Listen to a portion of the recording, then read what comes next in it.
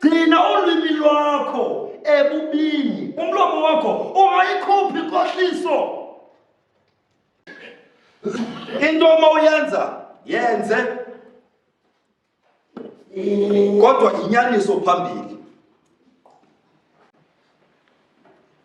Waqale wenza into engalunganga phambi kobuso bukaThixo, liyafulathela idlozi.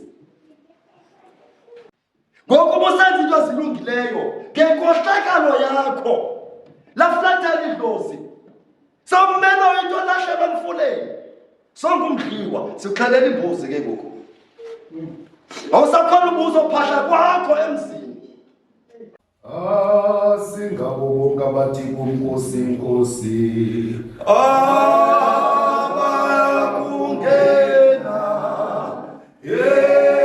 ebukunganini bezulu,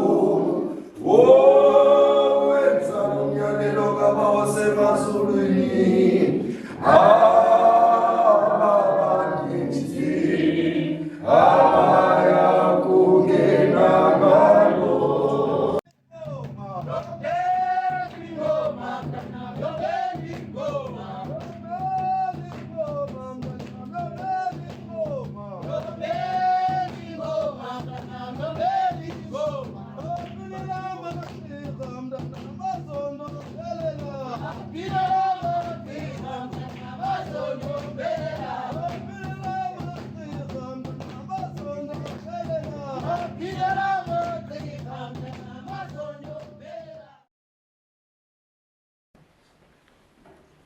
Waqale wenza into engalunganga phambi kobuso bukaThixo, liyafulathela idlozi.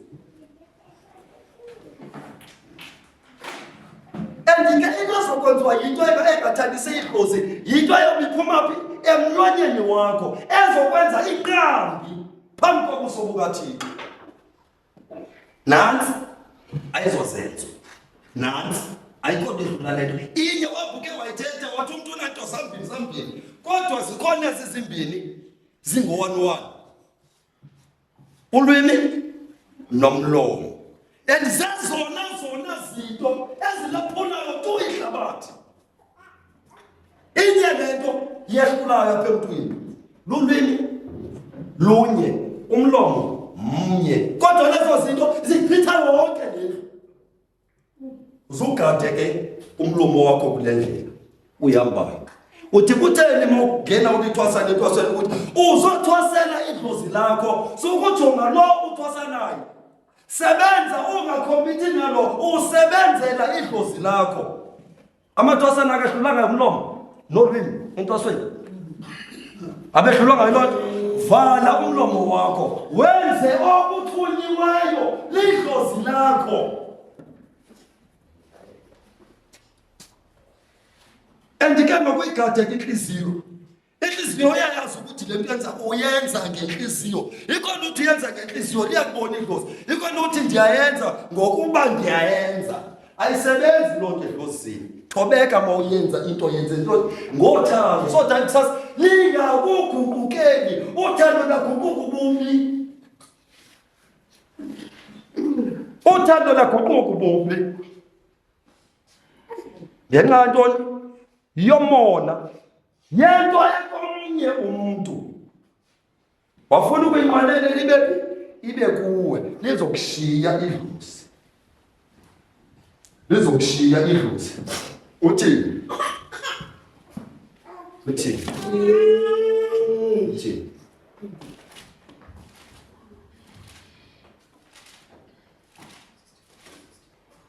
Imenendi akulandelwa olungine yone neba yone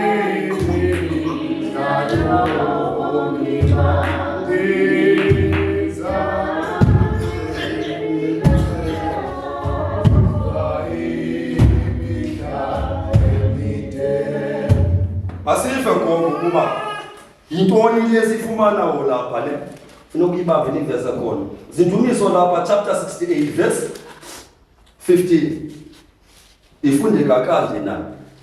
Intaba kaThixo, intaba yaseBhashani. intaba encopho, zininzi intaba yaseBhashani. Niyixelesheleni na, zintaba zincopho zininzi. Intaba ayinqweneleyo uThixo ukuba ahlale kuyo. Ewe, uYehova uya kuhlala kuyo ngonaphakade. Iinqwelo zokulwa zikaThixo zizigidi ngamawaka. Inkosi ikuzo yiSinayi ebungcweleni. Unyuke waya phezulu. Uthimbe abathinjwa. Uthabathe izipho phakathi kwabantu naphakathi kwabazinjubaqa ukuba ahlale uYehova uThixo khona. Kwasisiphiwo usiphiwelo zintaba zininzi zincopho zaseBhashani ngabantu ababhekene nesiphiwo sakho ukuthi usebenza kanjani, wenza kanjani. Ayizontaba ezo sizibonayo ngabantu abajongene i-action bantu azoyenzayo. Okay. Zintaba zininzi zincopho, niyigeleseni na intaba uThixo azikhethele yona ukuba makahlale kuyo. Bangapha baye benyule efamily yakho ukuthi babe kule ndawo namhlanje. Bazokuyithanda loo nto emakhaya. Sozovela sona igqirha wena. Bazoyithanda loo nto lapho uhlala khona. Sozovela sona igqirha wena. Angithi ayinikezana wanikezwe bani? Wena. Khona abuhleli nabo phakathi bayayithanda loo nto. Kozi lo akakazi uzohlala. Zintaba zininzi zincopho zaseBhashani, niyigqelesheleni na apho mna ndizikhathele ukuthi ndihlale khona. Ndiboneni kanti ubulungisa inhliziyo yakho, ubuphilo bakho, impilo yakho, into ekuwe ngaphakathi. Ndayithanda, ndoneliseka kuyo, ndahlala. Umlomo wakho ukhupha ubutshika, laflathela idlozi.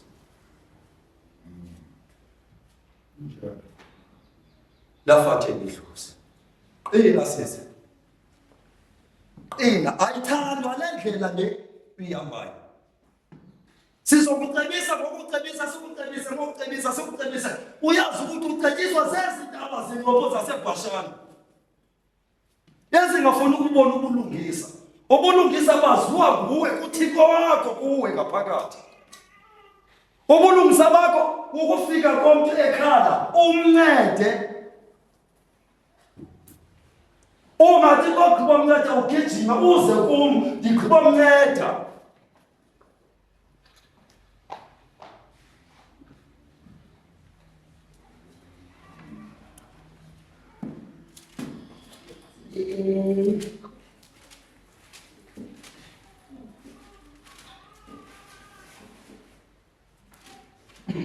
Deuteronomy 34 verse 11. Izani bonyana phulaphulani kum, ndonifundisa ukoyika uYehova. Ngubani na umuntu obungxameleyo ubomi, othanda imihla yokubona okulungileyo. Gcina ulwimi lwakho ebubini, umlomo wakho ungathethi inkohliso ibamba apha kancane. Uyayibona ke le nto? Uyayibona into umlomo imosha? Umlomo nje kuphela. Uyayibona imosha? Gcina ulwimi lwakho ebubini, umlomo wakho ungayikhuphi inkohliso. Izani bonyana ndinifundise ukoyika uYehova. Ubani na phakathi kwenu ukuthanda ubomi?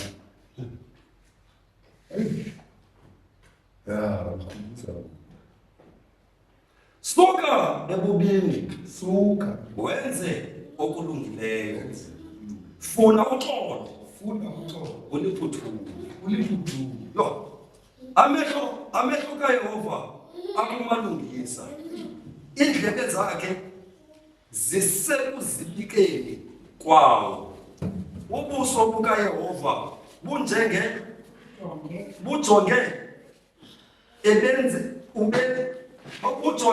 ubenzi bobubi ukuba akunule ehlabathini ukukhumbula kwakho. Yeva masosenza into ezimbi ukuthi idlozi laxelela flethe ungumdliwa ngokuba usenza into ezilungileyo ngenkohlakalo yakho laflathela idlozi samena into lahleka emfuleni sonke umdliwa sikuxalela imbuzi ke ngoku awusakhona ubuzo phahla kwakho emzini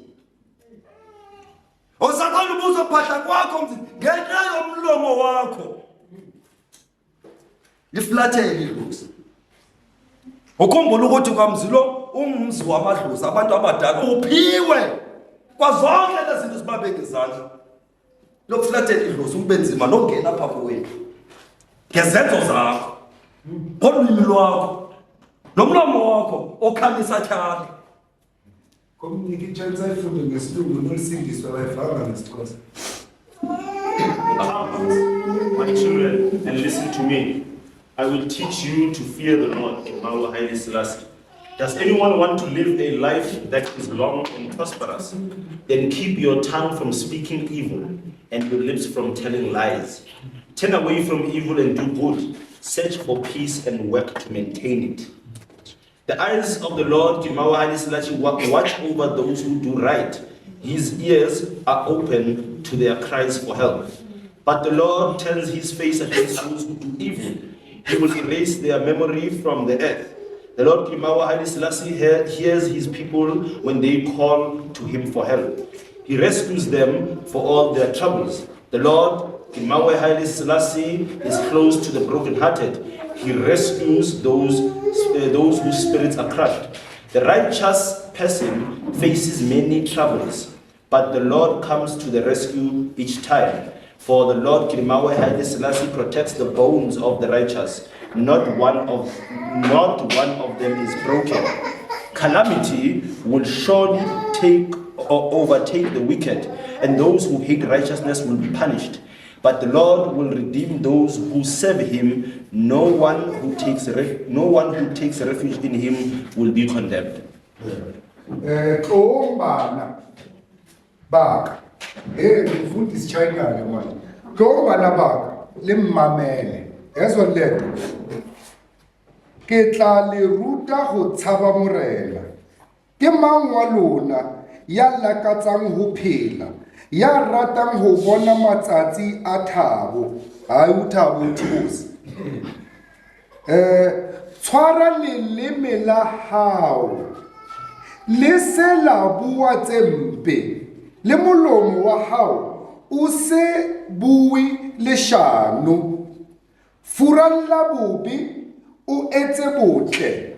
Batla khotso o ipelle.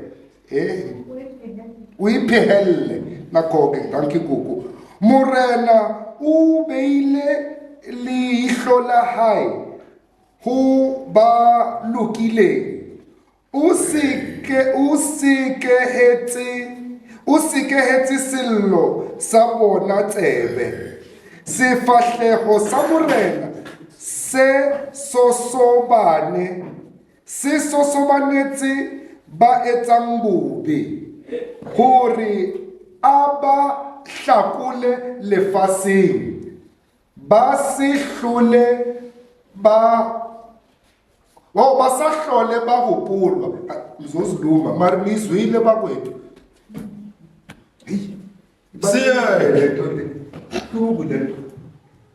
Siyeke gogo. Akhala weva uYehova wawahlangula ezimbandezelweni zawo zonke. Usondele uYehova kwabanhliziyo zaphukileyo. Abasindise abamoya utyumkileyo. Buninzi ububi obuhleleyo ilungisa. Ke uYehova ulihlangula kubo konke. Buninzi ububi obehlela ilungisa. Uningi uzokwenzeka kuwo wena uzitshela ukuthi wenza right. Mara uzohlangana nezinto la emhlabeni. Ke uYehova ulihlangula kubo bonke. Uyawagcina onke amathambo alo. Akwavuki nalinye kuwo. Hey. Gogo. Into mawuyenza yenze. Kodwa inyaniso phambili. Bonisa ngenyaniso phambili. Thanda ngenyaniso phambili. Mawubonisa omnye mbonise ngenyaniso phambili. Wenzela ntoni emihlani yakho ugqibela kuze uThixo awagcine amathambo akho. Because ithambo lakho egqibeleni usithi uthethe inyaniso wena. Sikubona ukhalo ngapha kwegate usebumnyameni. Apha amathambo avalele. Kodwa moyimela lenyaniso. Idlozi lakho liyawagcina amathambo. Why idlozi lakho likhona ukwagcina? Wesimizi ufike edlozini njengoba ufile nje. Ufikile edlozini uphambi komkhulu bakho, komama bakho nabazali bakho. Bazokuligcina ke kanjani ithambo lakho ungapha kwegate?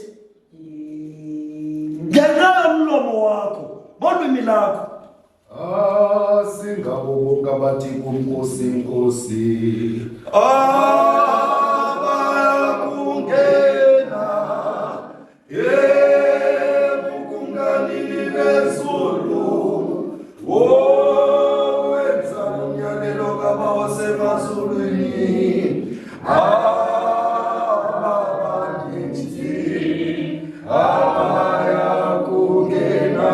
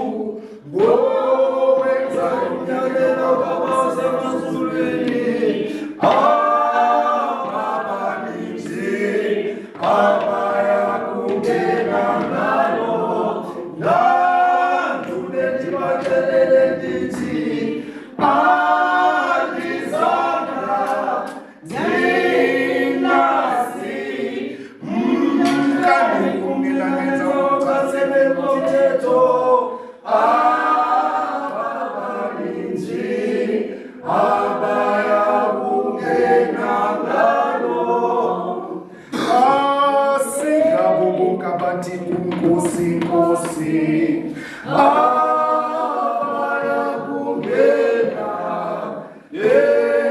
ukumkanini bezulu wenza umyalelo baba usemazulwini